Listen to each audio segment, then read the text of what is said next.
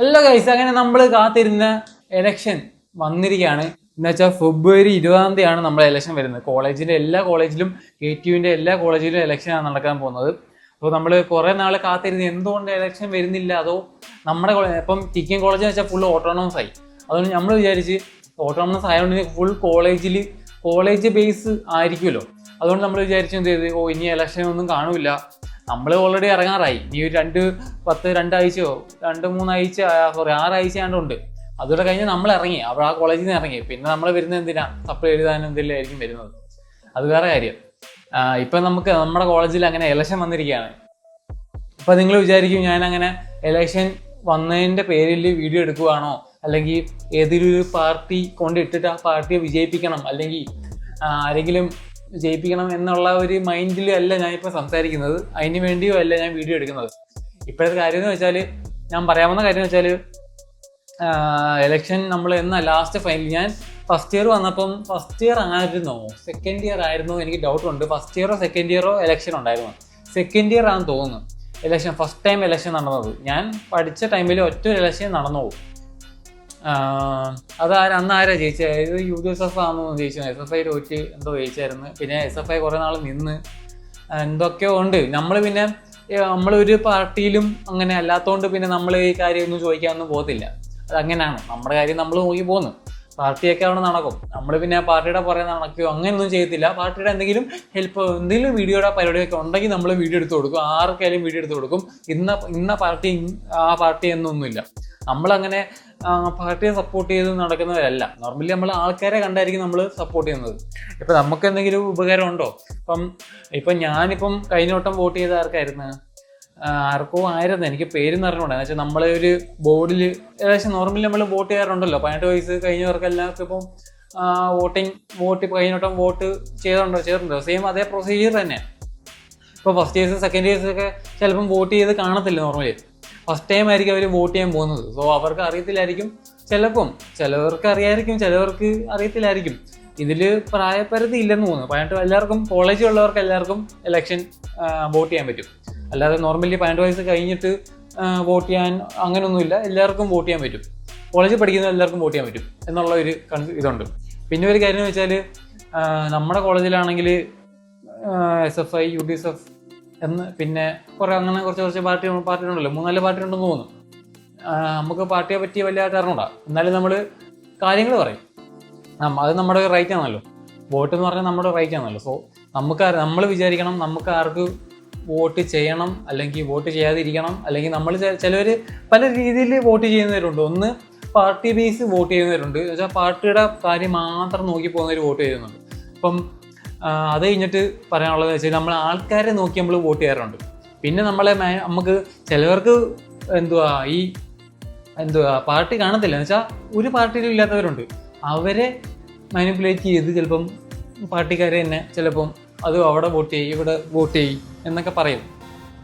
പിന്നത്തെ കാര്യം, ഇങ്ങനത്തെ ഒരു 3 സിറ്റുവേഷൻ കടന്നായിരിക്കും നമ്മൾ വോട്ട് ചെയ്യുന്നത്. ഒന്നാമത്തെ കാര്യം പറഞ്ഞല്ലോ. ഒന്നാമത്തെ കാര്യം, പാർട്ടിയെ സ്നേഹിക്കുന്നവർ ആ പാർട്ടിക്ക് തന്നെ വോട്ട് ചെയ്യും.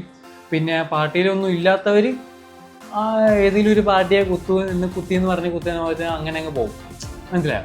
പിന്നെ ഉള്ള കാര്യം എന്ന് വെച്ചാൽ, നമ്മൾ ആൾക്കാരെ നോക്കി നമ്മൾ വോട്ട് ചെയ്യും.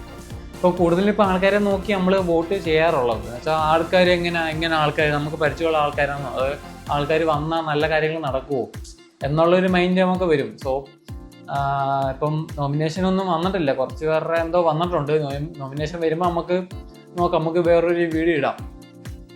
ആരൊക്കെ നിൽക്കുന്നുണ്ടെന്നൊന്നും നമുക്ക് അറിഞ്ഞുകൂടാ, ഇപ്പോഴേ വന്നില്ല അതൊന്നും.